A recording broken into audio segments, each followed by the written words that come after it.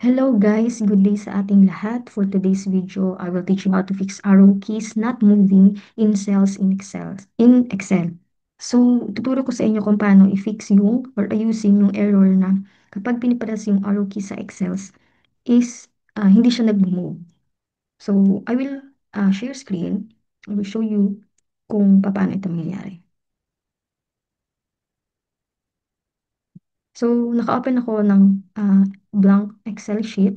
So, ito ay, I am currently using Microsoft Office Home 2024. So, I think applicable naman ito sa ibang offices. Ngayon, I am pressing the page up and the page down.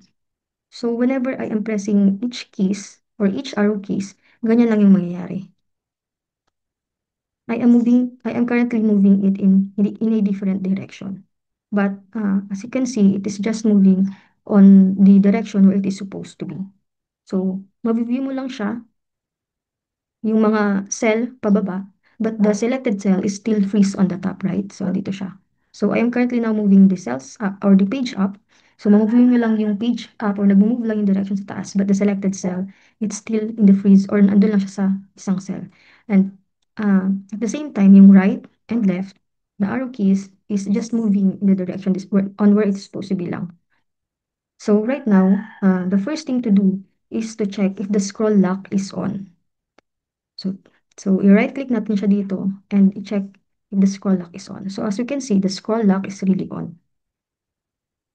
Okay, to fix this, we will search on our search bar the on-screen keyboard.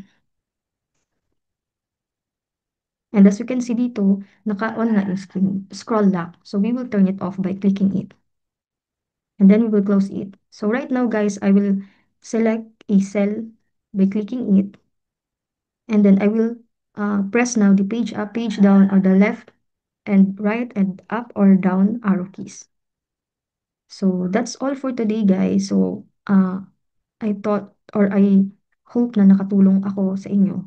So uh, yun lang, guys. Please subscribe to my channel if you want more tutorial or random videos. So that's all. Thank you, guys. Goodbye.